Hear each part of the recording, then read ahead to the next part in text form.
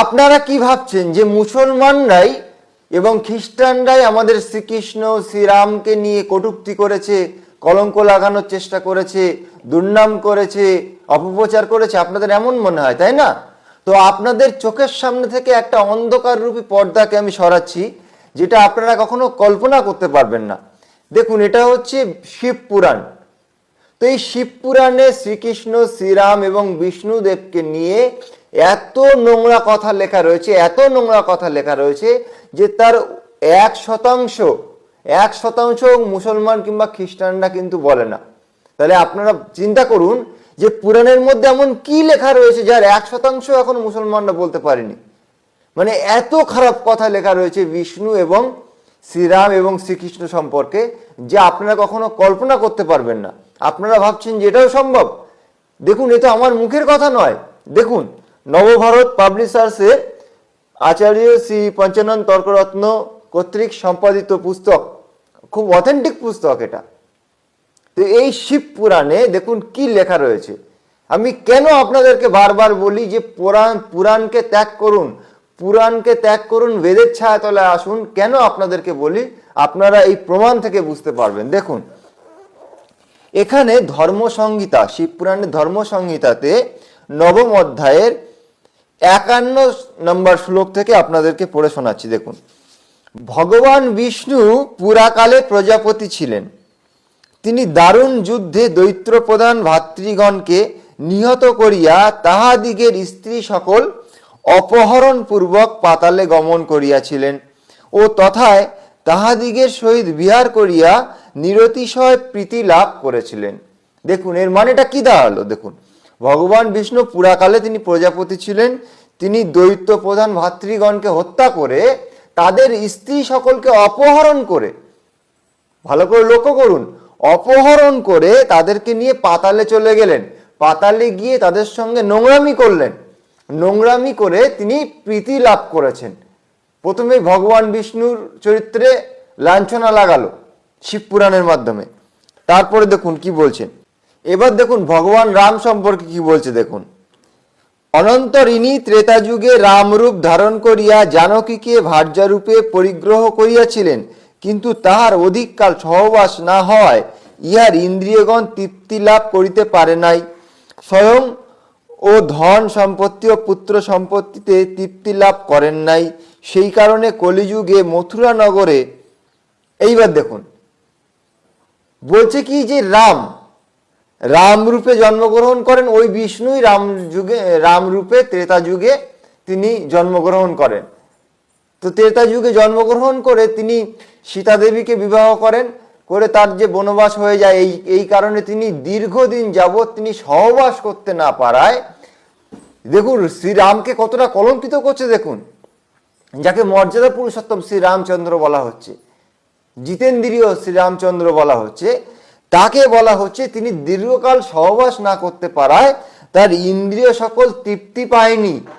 তৃপ্তি না পাওয়ার কারণে তিনি পরবর্তীতে আবার পুনরায় ওই তৃপ্তি পাওয়ার জন্যে, মানে সহবাসের তৃপ্তি না পাওয়ার কারণে আবার পুনরায় জন্মগ্রহণ করছেন।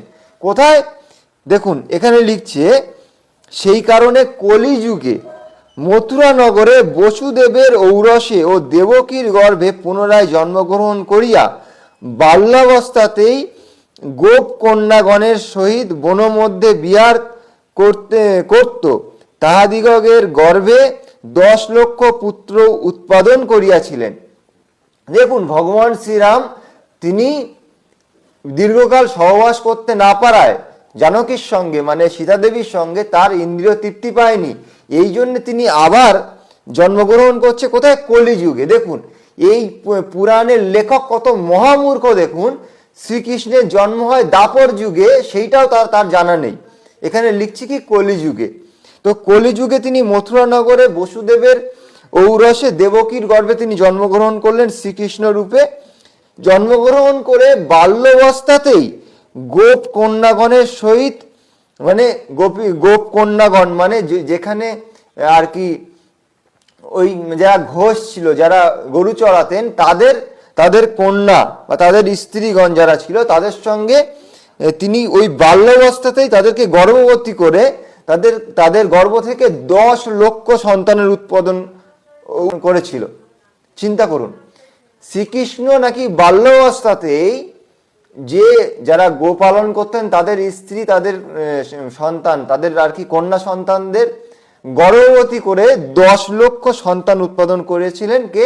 শ্রীকৃষ্ণ বাল্যাবস্থাতেই। তারপরে বলছি কি, তারপরে তার যৌবন কাল এলে তিনি রুক্মণীকে বিবাহ করিয়া তার গর্ভে প্রদ্যুম্ন নামক প্রভৃতি পুত্রগণ উৎপাদিত করেন। তারপরে তার যখন যৌবন কাল হয় তখন মানে বাল্যকালে 10 লক্ষ সন্তান উৎপাদন করে দিয়েছে।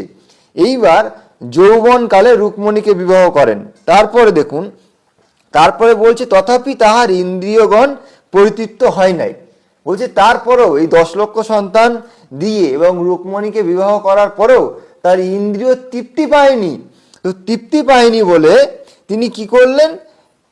প্রাগ জ্যোতিষী নরকাসুরকে বলপূর্বক নিহত করিয়া তার 16 সহস্র পত্নী হরণ করিয়াছিলেন এবং তাহাদিগের সহিত রমণ করিয়া তাহাদিগের গর্ভে 90 সহস্র পুত্র উৎপাদন করিয়াছিলেন। দেখুন এখানে বলছেন কি, যে তারপরে তার ইন্দ্রিয় তৃপ্তি পাচ্ছে না, মানে শ্রীকৃষ্ণের ইন্দ্রিয় তৃপ্তি পাচ্ছে না। 10 লক্ষ সন্তান এবং রুক্মণীকে বিবাহ করার পরেও তার ইন্দ্রিয় সহবাসের যে লোভ তা যাচ্ছে না বলে তিনি নরকাসুরকে বধ করে তার 16,000 স্ত্রীকে তিনি অপহরণ করলেন। অপহরণ করে তাদের সবার সঙ্গে তিনি সহবাস করে তিনি 90 সহস্র তিনি মানে 90 সহস্র মানে 90,000 সন্তানকে আবার উৎপাদন করলেন। করার পরে তারপরে কি করলেন? যে জগৎকাল এইরূপ স্ত্রী সম্ভোগ তাহার বিহার বাসনা নিবৃত্ত হইল না। তারপরেও শ্রীকৃষ্ণের যে সহবাসের বাসনা তৃপ্তি হচ্ছে না বলে তখন তিনি কি করলেন? তৎকালে রাধা নাম্নী কোনো কামিনীকে, কামিনী মানে কি সেটা আমি পরবর্তীতে আপনাদের ভিডিওতে বলবো। তো রাধা নামক একজন কামিনীকে সাহসপূর্বক বলাৎকার করিয়েছিলেন। তথাপি তাহার পরস্ত্রীয় লাম্পট্য নিবৃত্ত হইল না। এত কিছু করার পরে তিনি তৃপ্তি পাচ্ছেন না বলে যে কামিনী রাধাকে তিনি বলাৎকার করলেন। বলাৎকার করেও তার পরস্ত্রী গমন এবং লাম্পট্য তার তৃপ্তি হচ্ছে না। কার কথা বলছে? যে বিষ্ণু সেই রাম হয়েছিল, সেই কৃষ্ণ হয়েছিল। তাহলে এবার চিন্তা করুন, এই পুরাণকে আমরা বারবার কেন ত্যাগ করতে বলি আপনাদেরকে?